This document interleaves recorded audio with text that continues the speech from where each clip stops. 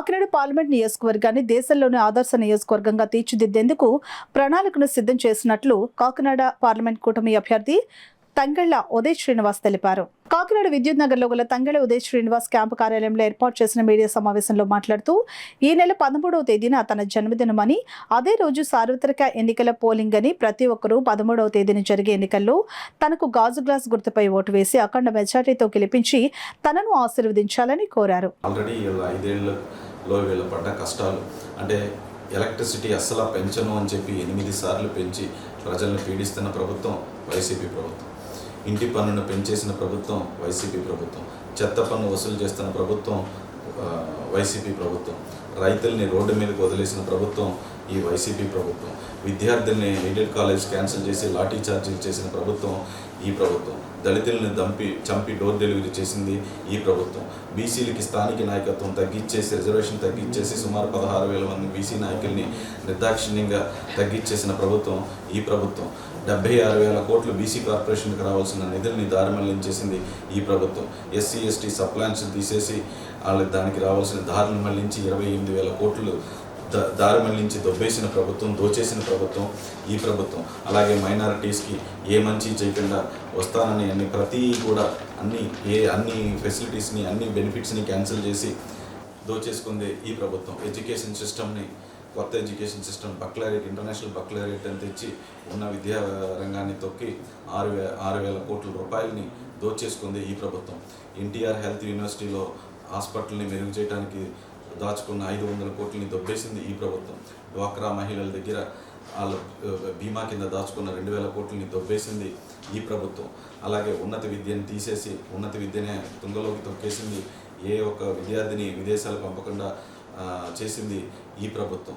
Petrol ధరల్ని రాష్ట్రంలోని, దేశంలోనే అత్యధిక రేటు పెట్టి కొనుక్కునేలా చేసింది మన రాష్ట్ర ప్రజల్ని ఈ ప్రభుత్వం. రోడ్లని లేకుండా గుంతలతోనే నింపి తారు చూడాలంటే తెలంగాణకి వెళ్ళేలా చేసింది ఈ ప్రభుత్వం. ఏ ఇరిగేషన్ ప్రాజెక్ట్ని చేయకుండా, దాని మీద ఏ రివ్యూ మీటింగ్ పెట్టకుండా చేసింది ఈ ప్రభుత్వం. ఇవన్నీ చెప్పకుండా ఎన్నో చీకటి జీవాలు, మత్స్యకారుల్ని, వ్యాపారవేత్తలుగా ఉండే మత్స్యకారుల్ని కూలీల కింద మార్చేసింది ఈ ప్రభుత్వం. మత్స్యకారులకు ఇస్తానన్న సబ్సిడీని ఏది ఇవ్వంది ఈ ప్రభుత్వం. అలాగే చెప్పుకుంటూ పోతే నేను చెప్పడం మొదలు పెడితే ఎన్నో ఎన్నో ఎన్నో ఎన్నో అలాంటి అన్నిటినీ ఇంకా మీరు ఏ టాపిక్ మీద అడగండి. పశువులు కొంటానని మోసం చేసి అందులోంచి కూడా 2,800 కోట్లు దొబ్బేసింది ఈ ప్రభుత్వం. ఎంప్లాయీస్ని మోసం చేసింది ఈ ప్రభుత్వం. అసలు ఇంకా మీరు ఏ కేటగిరీ తీసుకున్న మద్యపాన నిషేధం చేస్తానని చెప్పి 25,000 కోట్లు తాకట్టు పెట్టి అప్పు తెచ్చేసింది ఈ ప్రభుత్వం. మద్యపాన నిషేధం చేయకుండా 25 ఏళ్ళు కంపల్సరీ తాగిస్తానన్నది ఈ ప్రభుత్వం.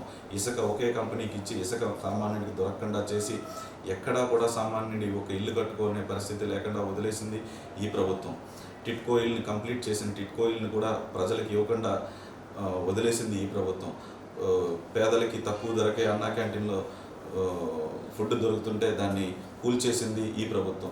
అసలు ప్రభుత్వం మొదలెట్టిందే ప్రజాక వేదికను కూల్చి కడదామని వచ్చింది లేదు. క్యాపిటల్ లేదు, 3 క్యాపిటల్స్ అన్నారు, ఒక ఇటుకి లేదు. అన్ని భూ కబ్జాలు, ల్యాండ్ టైటింగ్ యాక్ట్లో నెక్స్ట్ వచ్చి దొబ్బేద్దామని ప్లాన్ వేసింది కూడా, దోచేద్దామని ప్లాన్ వేసింది కూడా ఈ ప్రభుత్వం. ప్రజల దగ్గర ఉండేది ఒకే ఒక ఆస్తి పేపర్లు అంటే దస్తావేజులు, అవి కూడా వీళ్ళ దగ్గర లేకుండా చేసింది ఈ ప్రభుత్వం. దళితుల్ని పిచ్చోళ్ళని చేసి చంపేసి ఒక కేసు కూడా పెట్టకుండా వాళ్ళని అరెస్ట్ కూడా చేయకుండా చేసింది ఈ ప్రభుత్వం. అంటే ఇంత మంచిగా ఉన్నప్పుడు నేను ఓటర్లకు ఇచ్చే సందేశం ఏమీ లేదు. ఇవన్నీ చేసింది ఈ ప్రభుత్వమే. అందుకని ఓటర్లు ఆల్రెడీ డిసైడ్ అయి ఉన్నారు కాబట్టి వచ్చేది ఎన్డీఏ ప్రభుత్వం కాబట్టి నా సందేశం అలా ఏంటంటే, ఆ రోజు మీరు ఇవన్నీ చేసిన ఈ వైసీపీ ప్రభుత్వాన్ని దించడానికి మీ దగ్గర ఉన్న ఒకే ఒక ఆయుధం ఓటు. అది కంపల్సరీగా మీరు వినియోగించుకుని ఇలాంటి ఒక దుర్మార్గపు పాలన, ఒక దోపిడీ పాలన ఇక మన ఆంధ్రప్రదేశ్ రాష్ట్రాన్ని కాపాడుకోవటం, మీ పిల్లల భవిష్యత్తు కాపాడుకోవటం కోసం మీరందరూ కూడా మే 13న తప్పనిసరిగా వెళ్ళి కూటమికి ఓటేసి, అలాగే నేను Tangella Uday Srinivas tea time Uday ballot number 9లో గాజు గ్లాస్ గుర్తుకి ఓటేసి, అంటే మే 13th రోజున నా పుట్టినరోజున మీరందరూ ఓటేసి నన్ను గెలిపిస్తారని చెప్పి ఆశిస్తున్నాను. ధన్యవాదాలు.